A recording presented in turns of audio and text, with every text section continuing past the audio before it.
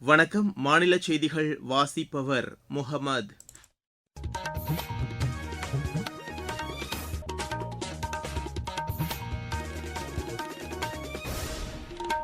தலைப்புச் செய்திகள்.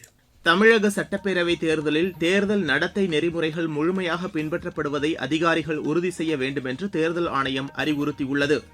தமிழகத்தில் அனைத்து துறைகளிலும் ஊழல் மலிந்துள்ளதாக பிஜேபி மூத்த தலைவர்களில் ஒருவரான திரு பியூஷ் கோயல் குற்றஞ்சாட்டியுள்ளார். மக்களின் ஆதரவோடு தமிழகத்தில் திமுக தொடர்ந்து இரண்டாவது முறையாக ஆட்சிப் பொறுப்பை ஏற்கும் என்று அக்கட்சியின் தலைவர் திரு மு க ஸ்டாலின் கூறியுள்ளார்.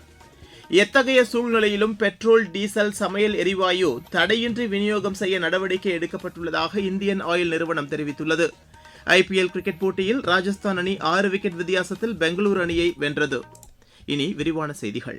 தமிழக சட்டப்பேரவைத் தேர்தலில் தேர்தல் நடத்தை நெறிமுறைகள் முழுமையாக பின்பற்றப்படுவதை அதிகாரிகள் உறுதி செய்ய வேண்டும் என்று தேர்தல் ஆணையம் அறிவுறுத்தியுள்ளது. இது தொடர்பாக தலைமை தேர்தல் ஆணையர் திரு ஞானேஷ்குமார், தேர்தல் ஆணையர்கள் திரு சந்து, டாக்டர் விவேக் ஜோஷி நேற்று தேர்தல் பார்வையாளர்களுடன் காணொலி வாயிலாக ஆலோசனை மேற்கொண்டனர். வாக்குப்பதிவின் போது மேற்கொள்ள வேண்டிய அனைத்து நடவடிக்கைகள் குறித்து வாக்குச்சாவடி அதிகாரிகள் முழுமையாக அறிந்து கொள்வதை உறுதி செய்ய வேண்டும் என்றும் அவர்கள் அறிவுறுத்தினர். வாக்குச்சாவடிகளை வெப் கேமரா மூலம் கண்காணிப்பது முழுமையாக செயல்படுகிறதா என்பதை முன்கூட்டியே அறிந்து கொள்ள வேண்டும் என்றும் இதில் அறிவுறுத்தப்பட்டது. தமிழகத்தில் அனைத்து துறைகளிலும் ஊழல் மலிந்துள்ளதாக பிஜேபி மூத்த தலைவர்களில் ஒருவரான திரு பியூஷ் கோயல் குற்றம் சாட்டியுள்ளார். அவினாசி தொகுதியில் நேற்று தேர்தல் பிரச்சாரம் மேற்கொண்ட அவர் மாநிலத்தில் கனிம வளம், டாஸ்மாக், அரசு பணியிட மாறுதல் என எங்கும் முறைகேடுகள் நடைபெற்றுள்ளதாக தெரிவித்தார். பெண்களுக்கு பாதுகாப்பற்ற சூழ்நிலை நிலவுவதாகவும் வேலைவாய்ப்பில்லாமல் இளைஞர்கள் அவதிப்படுவதாகவும் அவர் கூறினார்.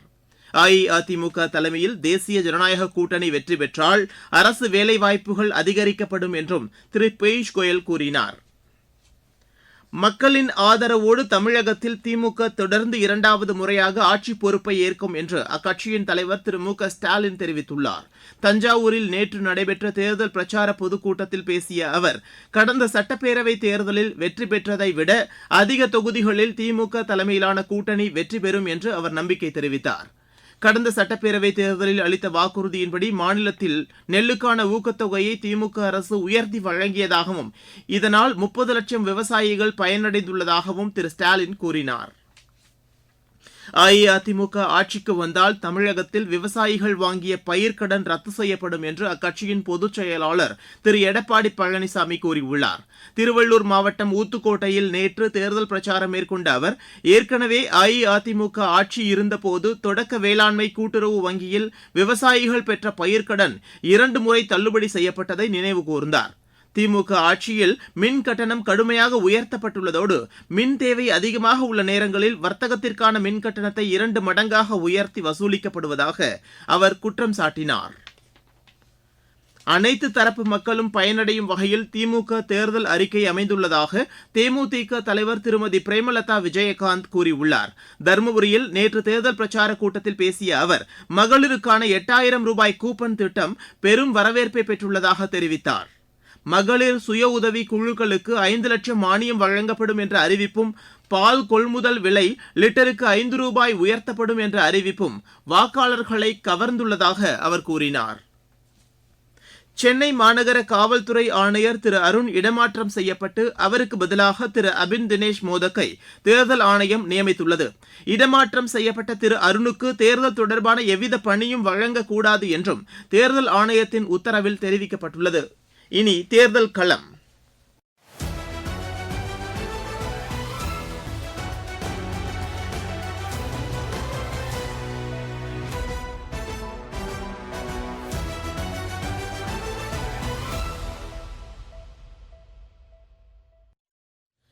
தமிழக சட்டப்பேரவை தேர்தலையொட்டி தொகுதி வாரியாக எமது செய்தியாளர் வழங்கும் இந்த தொகுப்பில் இடம்பெறுகிறது ராணிப்பேட்டை மாவட்டத்துக்கு உட்பட்ட தொகுதிகள்.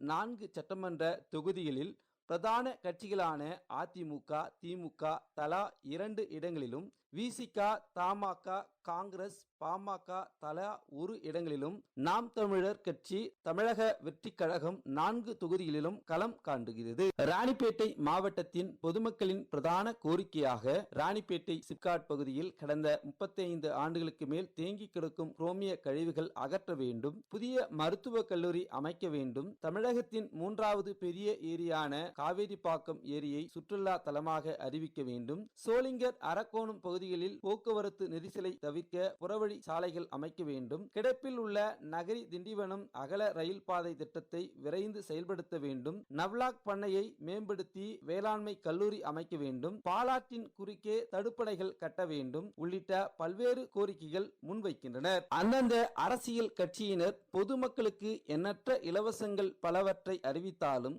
அந்தந்த சட்டமன்ற தொகுதிகளின் தேவைகளை பூர்த்தி செய்ய வேண்டும் என்பதே பொதுமக்களின் கோரிக்கையாகும். ராணிப்பேட்டையிலிருந்து மா சுமன்.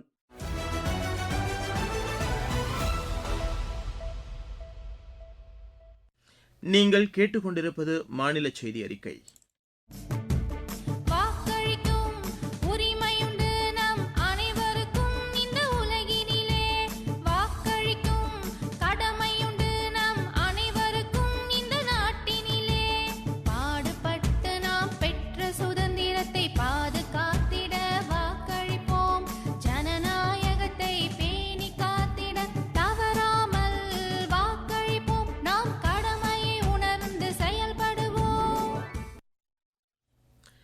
எத்தகைய சூழ்நிலையிலும் பெட்ரோல், டீசல், சமையல் எரிவாயு தடையின்றி விநியோகம் செய்ய நடவடிக்கை எடுக்கப்பட்டுள்ளதாக இந்தியன் ஆயில் நிறுவனம் தெரிவித்துள்ளது. சென்னையில் நேற்று இந்நிறுவனங்களின் விநியோகஸ்தருடன் ஆலோசனை நடத்திய பின்னர் செய்தியாளர்களிடம் பேசிய நிறுவனத்தின் தலைவர் திரு சஹானி, 21 இடங்களில் இருந்து கச்சா எண்ணெய், சமையல் எரிவாயு இறக்குமதி செய்யப்படுவது தற்போது 41 இடங்களாக அதிகரிக்கப்பட்டுள்ளது என்று கூறினார். ஒரு குறிப்பிட்ட நாட்டை மட்டும் நம்பியிருக்காமல் பல்வேறு நாடுகளில் இருந்து இப்பொருட்கள் இறக்குமதி செய்யப்படுவதால் பொதுமக்கள் கவலையடைய தேவையில்லை என்று அவர் தெரிவித்தார். குஜராத் முதல் ஒடிசா வரை அமைக்கப்பட்டுள்ள உயிரி எரிபொருள் ஆலைகளில் இருந்து 30 முதல் 40% வரை உயிரி எரிவாயுவை பெற்றுக்கொள்ளும் வசதி உள்ளது என்றும் அவர் கூறினார். குறைந்த செலவில் கிடைக்கக்கூடிய இந்த எரிவாயுவை ஒவ்வொரு வீட்டிற்கும் கொண்டு செல்வதற்கான உட்கட்டமைப்பு வசதிகளை நிறுவனம் மேம்படுத்தி வருவதாகவும் திரு சஹானி தெரிவித்தார். வளிமண்டல கீழடுக்கு சுழற்சி காரணமாக மேற்கு தொடர்ச்சி மலை மாவட்டங்கள் மற்றும் அதனையொட்டிய மாவட்டங்களில் இன்று ஓரிரு இடங்களில் லேசானது முதல் மிதமான மழை பெய்யக்கூடும் என்று சென்னை வானிலை ஆய்வு மையம் தெரிவித்துள்ளது. தமிழகத்தின் ஏனைய பகுதிகள் மற்றும் புதுச்சேரி, காரைக்கால் பகுதிகளில் வறண்ட வானிலையே காணப்படும் என்றும் அதிகபட்ச வெப்பநிலை ஓரிரு இடங்களில் 2 முதல் 3 டிகிரி செல்சியஸ் அதிகரிக்கக்கூடும் என்றும் கூறப்பட்டுள்ளது. சென்னையை பொறுத்தவரை வானம் ஓரளவு மேகமூட்டத்துடன் காணப்படும் என்றும் நகரின் ஒரு சில பகுதிகளில் இன்று லேசான மழை பெய்யக்கூடும் என்றும் அந்த மையம் தெரிவித்துள்ளது. இருவரி செய்திகள். ஈரானுடன் பேச்சுகள் நடத்துவதற்காக அமெரிக்க துணை அதிபர் திரு ஜே டி வான்ஸ் பாகிஸ்தான் செல்வதாக அமெரிக்க அதிபர் திரு டொனால்டு டிரம்ப் தெரிவித்துள்ளார். வளைகுடா போரை தொடங்கியது அமெரிக்காவும் இஸ்ரேலும் தான் என்று ஈரான் கூறியுள்ளது. நாடு முழுவதும் உள்ள துறைமுகங்களின் செயல்பாடுகளை மத்திய கப்பல் போக்குவரத்து துறை அமைச்சர் திரு சர்பானந்த சோனோவால் நேற்று உயர் அதிகாரிகளுடன் ஆய்வு செய்தார். இமாச்சல பிரதேச மாநிலத்தில் முன்னாள் சட்டமன்ற உறுப்பினர்களுக்கான ஓய்வூதியம் மற்றும் அதன் பலன்களை 1 மாதத்திற்குள் மீண்டும் வழங்க வேண்டும் என்று மாநில அரசுக்கு உயர்நீதிமன்றம் உத்தரவிட்டுள்ளது. நாடு முழுவதும் வந்தே பாரத் ரயில்களில் கடந்த நிதியாண்டில் 3,98,00,000 பேர் பயணித்துள்ளதாக ரயில்வே தெரிவித்துள்ளது. தேர்தல் நடத்தை நெறிமுறைகள் அமலுக்கு வந்த பின்னர் திருவள்ளூர் மாவட்டத்தில் சுமார் 15 கோடி ரூபாய் ரொக்கமும் 64 கோடி ரூபாய் மதிப்புள்ள தங்கமும் பறிமுதல் செய்யப்பட்டுள்ளதாக மாவட்ட தேர்தல் அதிகாரி திரு பிரதாப் தெரிவித்துள்ளார். திருப்பத்தூர் மாவட்டத்தில் அமைக்கப்பட்டுள்ள வாக்குச்சாவடிகளை மாவட்ட காவல்துறை கண்காணிப்பாளர் திருமதி ஷியாமலாதேவி நேற்று நேரில் ஆய்வு செய்தார். கோடைகால நெரிசலை கருத்தில் கொண்டு சென்னை திருநெல்வேலி இடையே வரும் 16, 23, 30 ஆகிய தேதிகளில் சிறப்பு ரயில் இயக்கப்பட உள்ளதாக தெற்கு ரயில்வே அறிவித்துள்ளது. சென்னையில் தேர்தல் பறக்கும் படையினர் நேற்று நடத்திய சோதனையின் போது உரிய ஆவணமின்றி கொண்டு செல்லப்பட்ட 23 லட்சம் ரூபாய் பறிமுதல் செய்யப்பட்டது. விளையாட்டுச் செய்திகள். ஐபிஎல் கிரிக்கெட் போட்டியில் ராஜஸ்தான் அணி 6 விக்கெட் வித்தியாசத்தில் பெங்களூரு அணியை வென்றது. குவஹாத்தியில் நேற்று நடைபெற்ற போட்டியில் முதலில் விளையாடிய பெங்களூரு அணி நிர்ணயிக்கப்பட்ட 20 ஓவரில் 8 விக்கெட் இழப்புக்கு 201 ரன் எடுத்தது. 202 ரன் எடுத்தால் வெற்றி என்ற இலக்குடன் பின்னர் விளையாடிய ராஜஸ்தான் அணி 18 ஓவரில் 4 விக்கெட் இழப்புக்கு இலக்கை எட்டி வெற்றி பெற்றது. 2030ஆம் ஆண்டு காமன்வெல்த் விளையாட்டுப் போட்டிகளை உலக தரத்தில் நடத்த இந்தியா தயாராக இருப்பதாக மத்திய இளைஞர் நலன் மற்றும் விளையாட்டுத்துறை அமைச்சர் திரு மன்சுக் மாண்டவியா தெரிவித்துள்ளார். மீண்டும் தலைப்புச் செய்திகள். தமிழக சட்டப்பேரவை தேர்தலில் தேர்தல் நடத்தை நெறிமுறைகள் முழுமையாக பின்பற்றப்படுவதை அதிகாரிகள் உறுதி செய்ய வேண்டும் என்று தேர்தல் ஆணையம் அறிவுறுத்தியுள்ளது.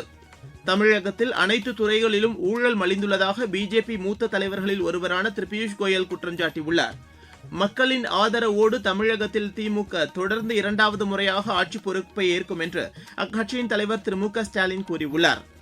எத்தகைய சூழ்நிலையிலும் பெட்ரோல், டீசல், சமையல் எரிவாயு தடையின்றி விநியோகம் செய்ய நடவடிக்கை எடுக்கப்பட்டுள்ளதாக இந்தியன் ஆயில் நிறுவனம் தெரிவித்துள்ளது. ஐபிஎல் கிரிக்கெட் போட்டியில் ராஜஸ்தான் அணி 6 விக்கெட் வித்தியாசத்தில் பெங்களூரு அணியை வென்றது. இத்துடன் இந்த செய்தி அறிக்கை நிறைவடைகிறது.